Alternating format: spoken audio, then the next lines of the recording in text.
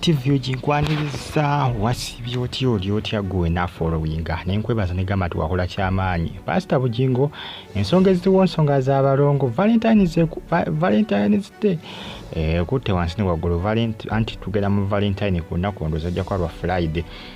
ennaku z'omwezi zijja kubira 14 ziti 14 ya ennaku z'omwezi 14 mwezi gwa February naye abasinga naso kubanga bookya ensimbi waliwo ebifaananyi ebitambuzibwa ku social media omusajja yakakanye ku nsimbi n'azookya ensimbi yadde azisonda omukyala yadde azibye ayagala kulabirako bya Valentine's Day omusajja yakoze eki omusajja yagambye kanzookye tondaba nga yasazeewo kuzookya yagambye lwaki tewazinsabye ng'ozitwala lwaki tewansabye nongamba mukwano mpaayo kasente njagala kwetegekera Valentine's lwaki wabbye enzibe so omusajja azikumyeko omuliro zirengere ziizo ensimbi empeteyo bannayuganda bannayo lwaki ekiri ku bannayuganda ensimbi se bwe yazookiza naye ng'ensonga gyawa ya mukyala kukola ki kutwala ssente ezo nga tamusabye ensonga gy'abadde awa naye nga yazikyomye zonna ebifaananyi ndowooza birengera naawe tugenda mu Valentine's Day abasinga bagenda kwawukana bagenda kukola ki bagenda kwagalana eri abagenda ofuna abakyala eri abagenda ofuna abasajja manyi bagamba nti Valentine's Day mu Africa ffe olunaku twalutegeera bubi kubanga ffe mu Africa mbu naddala Uganda mbu basinga balutegeera mu ngeri yakwegadanga hotelo ziba zijjudde obufo bwebegattira bwa bujjudde buno obufo gampi bona abakazi abeetunda baba ku mudido anti mbu abasajja bonna basinga balowooza kwegatta bwegasi mu Africa twalutegeera bulala naye mbu abazungu bo mbu kyerutegeeza mu omuntu osobola okuba ne mama wo nga ye Valentine wo nga ye Valentine wo bataatawo osobola okumuwa ebirabo sigamba nti ebirabo inabbiwa mukazi wo oba mwami wo oba girlfriend wo oba boyfriend wo nti gwolina okuba nga owa ebirabo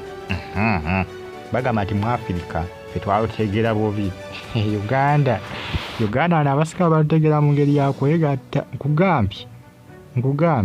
abayaaye nga beegatta ku Valentine's Day kugambye kiba kikambwe ebifo ebisanyukiramu biba bikola okufaako obufi buno obufo buno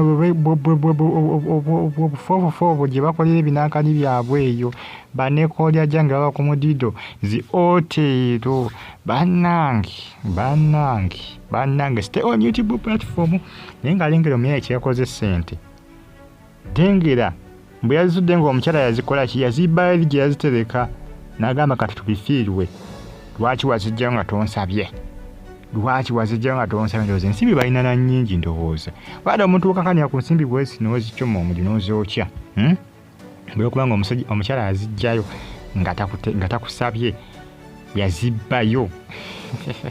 mu kafo we yaziteeka yagenza okucekingawo nga atazirabawo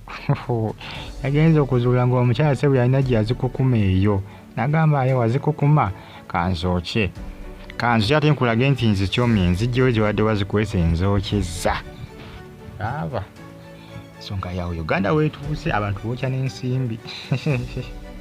totugera okwokya esente ng'olinga ayokya ebipapula by'ekitabo mazima ddala oba ebyamawulire mazima ddala kweri n'ozikyoma bwoti mwemu n'eby'etaano ndowooza ogenda kubirengera eby'etaano mu ebiri ndowooza obirengera eby'etaano omutwalo n'obwebiri mu ebuli ate mwana tunotisi ezisinga nnene niye yazookiza yazikyomya zaali ensimbi ate empitirivu okuzaama alina kuba kawera akakadde n'okusukka kubanga notisi nnene akadde ndiba kandogedde nakatono nza okuba zisukka ne mu kakadde ensonga nti notisi zaazo nnene ebisa ebisinga oluusi notisi gyekoma okuba n'ensimbi kubanga omuntu osobola okuba n'obukadde bunga 5 naye nga olina notisi z'etaano naye nga si obukadde 5 ninagamba bwera obukadde 5 kumbe nga buwera olina awakana naye nga buwera ensonga nti notes oba nnene eyo ng'avudde ngazikusadde ne wa Pastor Rogers Bugingo ojjukira kasuku olunaku olw'okuusa eggulo yakonfamiza amawulire ku social media ng'agamba nti Pastor Bugingo asuubira Abalongo ne Makula nti era Makula ali buto Pastor Bugingo agenda kubafuuka Ssalongo Pastor Bugingo n'abagambye ennaku zino baaba endiga zimusabira mikisa myereere zimuyita na Ssalongo badde dankyawa olunaku lwaleero wali ku Kanani era nga munnaye endiga zonna ziri mu ssanyu bonna beesunga Balongo Balongo ebisesinga kati noizo omusaba ekintu babinaalwawo oluuzi naye aba atakoze eki batagenda kukikuwa ne bw'atuuka okukikuwa te munnanga akubisaamu kakati oba amusaba mwana omu akuwa balongo mwongere okuba nga musaba neewuunya abantu bagamba nti Katonda taliyo nze baneesobola kuwakanya nti Katonda taliyo kubanga ndabayo abasinga bakiwakanya bagamba waapi mwabagamba nti gyali mwamulabira wa tewali yali amulabye kijja gamba nti nno buli yamulaba nti olina kukkiriza ng'omaze kumulabako tolina kumala kumulabako olyoka okkirize asinga bagamba waapi ng'ani akkiriza gyali nali mulabyeko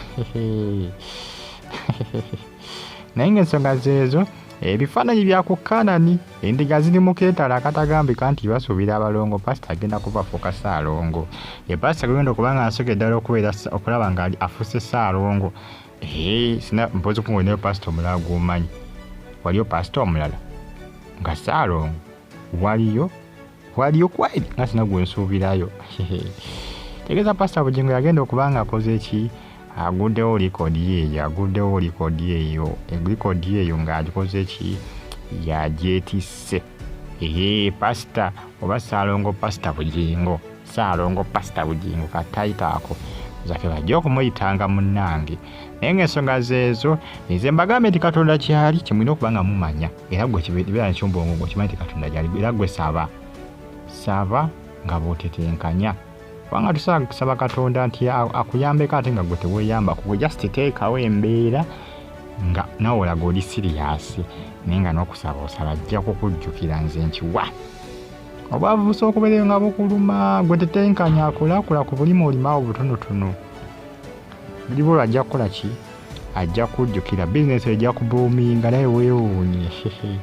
ebuuminge abadde ayingiza omutwe obeere ng'oyingiza 10 eyongere okubanga ebuuminga nga naye bw'otetenkanya ebuuminge tukesa ng'oyingiza kakadde yabayo abantu nga bayingiza kakadde buli lunaku mu bizinesi osobola okudda n'ogabanira n'eri omuntu ayingiza kakadde buli wiiki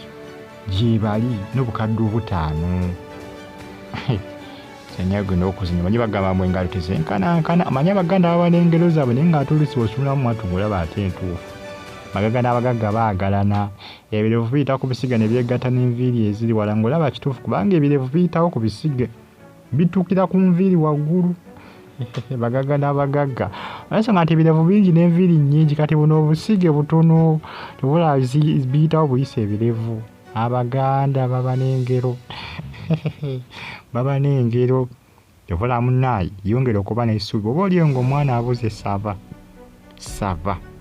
Katonda ng'olwo kifaako bajaayo bataliyo gwe saba ajja kuwa balongozi nkiwa asobola okuwa 3 asobola okuwa 4 zinabako omukazi yazaala abaana 7 naye owuunya niba bulubutuli baba lwayo nene nga lulinganga pipa azaala abaana 7 ekibayite ekyamagiro naye yali amaze ebbanga ate nomwana tu yabazaalyo ba ku myaka 7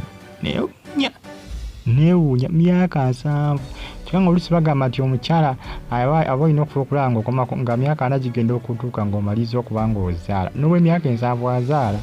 nakubaleka oluusi bannasayansi oluusi bamanyi bogamba nti emyaka 4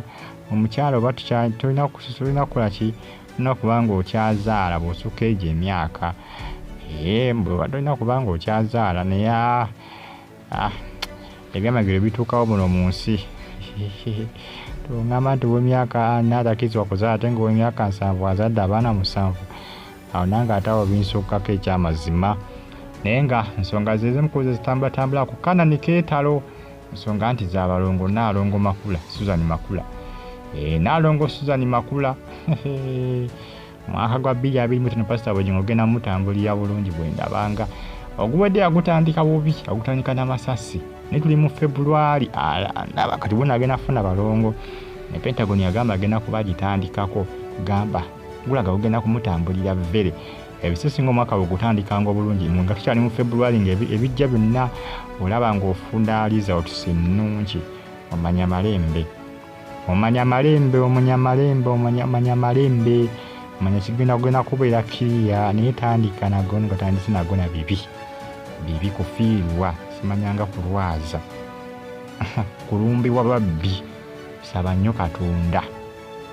gye bali olinga okutandika 3 nga babbi baba bakuyingiridde bali mu kuba biriro lironge nababbi bali mu kwera bali mu kuyoola osaba nnyo noga Katonda nnyamba guntambulira evvere kubanga omanya gwa tugenda kutambulira kiriya gwa kukulaze sayini nti baba weeteekeddeke bigenda kuba bizibu byerere mwaka guno omupya gwa gukweraze naye nga yongere okubanga ofollowinga Fadi TV munange byebyo emukuba ebitambula akadde kano Kanani kyakutedda wali ku House of Prayer Ministry joso kuyita HPM kyakutedda basuubira Balongo sawa yonna Nalongo Makula bagenda kwafuna Abalongo bakasuko mune yasiso kubanga afulumya amawulire gano n'ebintu biri kabiri serious bintu biri serious n'Endiiga ziri mu keetalo bali mu keetalo anti pastor agenda kubafuna Abalongo kigenda kuba masavu wali ku Kanani kasuko nabagambye seya wa pastor Bugingo era amusongako ku information bamukwano nnyo ebiseesinga bulabanga kasuku ng'alina kyakoze bakyayogedde manya baseya lwakuba simanyi pastor Bugingo adde agambe kasuko biteka mu public manyi pastor Bugingo munnaye yeekengera manyi n'Abalongo bangi munnaye oli ayinza okugamba Makula tajja bazaala kamuloge manyi seba abantu balogosa bakutunulira ssebo eri abantu ng'amaaso ge just agakutulira kunulizi motoka neekutomera abasinga biraba mu firimu z'Abanigeria mu Nigerian movies n'ebintu bya ddala mu reality eri abantu nga balogo oli awanda buwansi dusu nawanda dusu wali ebbali n'oli okutambulirwako ebizibu eddogo gye liri bane temuwakana nti liiti eddogo ati awo simanyi pastor Bugingo ndowooza lwakuba ye pastor agamba eri baddogo nja difufugaza naye nga muna ebyo Makula ali buto lwa Balongo pastor Saalongo Bugingo ne Nalongo Makula basubira Abalongo mbe bulungi mweraba